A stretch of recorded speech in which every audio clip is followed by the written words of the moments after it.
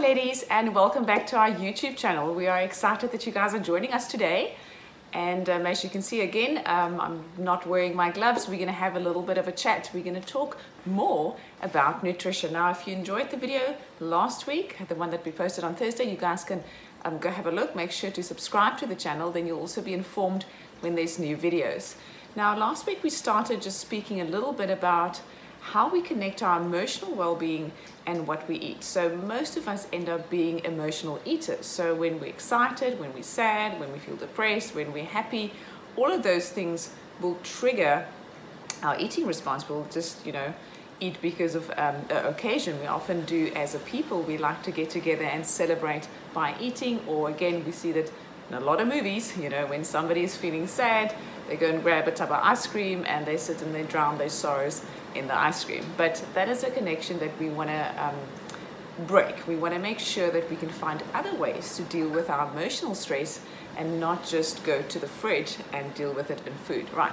So today we're going to continue on how we can help you to overcome that emotional connection. And once we've done that and we focus on healthy eating and nutrition, what is the right ratios? What do we eat when we focus on healthy food? Because you can eat a lot of healthy food and still be overweight. So we want to just make sure that we get the balance of that food correctly, so you guys understand what it means when you actually want to do a healthy and a nutritious eating plan. Right, so most of us actually have, I'm talking about general activities. When you get up in the morning, you go to work, you're fairly active in the day. Most of us would generally need a calorie intake of about 1,500 to 200 calories. Now, if we are more active, we would obviously need a bit more, and if we are less, then we would need less calories in the day. This is just to function and to keep our bodies moving, pretty much, to keep us alive. Now, when it comes to weight loss, it's a little bit of simple math as well. We do need to have a calorie deficit. So we do need to have less calories that we take in than we're actually going to burn. So for instance, if I know that I'm an active person, I'm working out a lot, and you can actually get your daily calorie burn by doing a body assessment. A lot of personal trainers will be able to tell you that, or often these days you get these really fancy scales that will tell you what is your general your basal metabolic rate, what your body burns in a day just by keeping you alive. And then obviously as we add activity, or we add even a workout, we will need more calories. Now that is a guide that we can use when it comes to working out roughly how much we would need in the day. Now, for instance, I will use my body as an example. For instance, I would have about 1,300 calories as a basal metabolic rate. And this is what my body needs in the day just to stay alive. This is not me running around, being busy, picking up kids, doing a workout, doing videos, giving class, and all of those things. This is just by staying alive.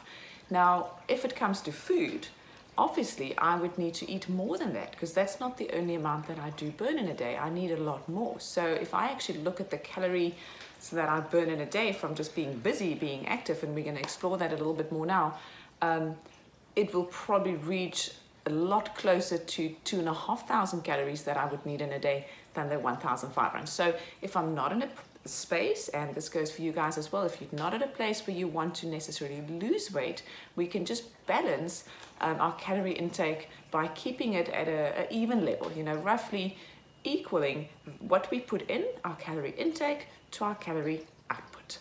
If it is a point where you need to lose that little bit of extra weight, then we have to make sure that we do take in less calories, or take in less calories this hand, and we burn a little bit more. Right, so you guys, you might ask, how do we do that? And what is it that actually affects the calorie burn in a day? Now, there's many factors, and as I mentioned before, if you are a very busy, active person, you are going to use a lot more calories in the day just from doing what you need to do. If your job requires you to be on the go, and you're in the car, and you're driving around, and you're moving, and you're doing things, then you will naturally burn a lot more calories. If you are more of an office person, you sit at the desk all day, working on the computer, you're generally going to burn less calories. And that will all affect what we take in the day. Now, obviously, with COVID, a lot of us who used to be office workers, we might have had to get in a car, get up the stairs, drive to work, do those kind of things. We end up working from home now, and we hardly walk. We might get up, go to our laptop, maybe 5 or 10 steps, and then we end up sitting there for a couple of hours working. We might get up, going to the kitchen, go make a cup of tea. Now we feel slightly peckish, so we have a snack. So what we end up doing is we end up picking and snacking throughout the day, but now we're actually burning less calories because we're just not moving. We still end up adding our workout because we focus on doing our workout. We add maybe an hour workout in the day, but it's not enough because our general activity has become a lot less. And that is why people found in this lockdown time as well, and with COVID, that they've ended up gaining weight. They might have gained 3 or 4 kilos during the process of a year because their general activity is less. Right, so grab a sip of water if you need it, make sure you're comfortable, and let's have a look at that. Right guys, so as I said, what we need in a day, we have to balance our energy in and our energy out. Now, just quickly, what are the things that actually affects our energy out? Again, as I said, if we sit around at the desk all day, we're less active, that will definitely affect our energy out. Now, there's a few other things that you guys might not be aware of. Right, so one of them is actually the thermic effect of eating. We're actually not aware of that, but when we eat food, we actually burn calories by digesting and processing that food. And this is probably about 5 or 10% of my general energy out in a day. This is just by eating and digesting my food. Also, the different kind of food will also have more or less calories. So basically, if we eat more protein, we're going to use about 20 to 30% of calories to burn and digest that food, where with carbs it's only about 5% and with fat it's only about 3%. So when we eat more protein, we're actually going to burn more calories by digesting the protein, which is also a reason why it's good to allow for enough protein in your diet. Remember, don't only do protein. We need carbs and we need fats, but allow yourself to have enough protein. There's a whole list of other advantages and reasons why we need protein, but this is one of them. So we actually burn more calories by digesting protein. Right. One of the other ones we know generally is just our physical activity. So when we're busy, if we actually go for our workout, if we run around, those kind of things will obviously also affect how much calories I burn. The other thing, and this is very individual to each person, and this is your basal metabolic rate. And as I mentioned, this is what your body needs to burn in a day by just keeping you alive. And that will depend whether you are female, male, older, younger, bigger, smaller. All those things will give you your own unique and individual basal metabolic rate. And that is actually also what will affect your calorie in and your calorie out in a day. And then the last one is just your non-active calorie burn. This is for you, this is fidgeting. I want to say to people, walking around, going to the kitchen, writing things down, whatever we do in a day, every single thing we do requires energy. So it's not always physically running around and doing a workout, it's also just general busyness. This will also affect your energy output, right?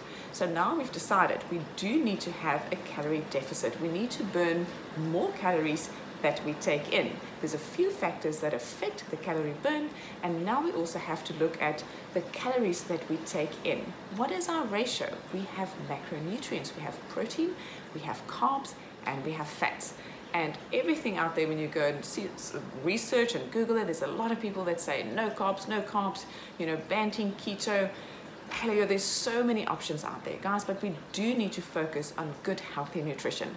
And also, one of the plus points of good, healthy nutrition is when we eat food that are less processed, when we eat food that are raw, pretty much, as I said, come from the ground to the mouth, we actually also going to use more calories to burn and process that food than if we eat already processed food. So when we eat stuff that we buy in the shop that's already made, you just open it up and you eat it, there's not a lot of calories required to digest and process that food. So make sure that you do wholesome, good, nutritious food.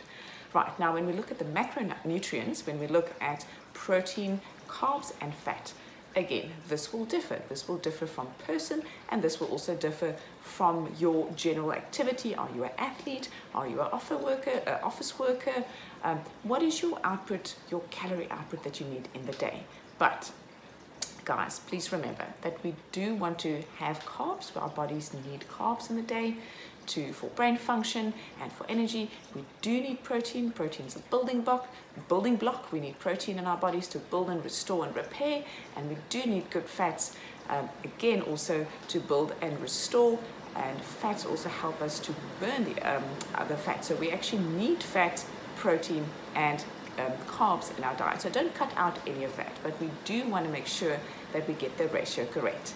All right, so we're going to have a quick look at the ratio between fat, protein, and carbs. Right, guys, so when it comes to protein, as I mentioned, we do need protein, and protein is a very important building block to help restore our bodies. Now, we can actually work on a ratio of about 1 kilo, so 1 gram of protein for 1 kilo of body weight. So this is generally for somebody that is not a pro athlete. If you are a pro athlete or a very, very active person, you would need maybe 1.5 grams for every kilo of body weight. So for instance, if you weigh 70 kilos, you would generally need about 70 grams of protein for that day. Now, please bear in mind, if we have a 100-gram steak, there's not necessarily 100 grams of protein in there. There's only about 30 grams of protein in that 100-gram steak. So go and work it out. There's a lot of apps, food apps, calorie tracking apps and stuff that you can put it in. So you can go and log your food. It will tell you exactly how much protein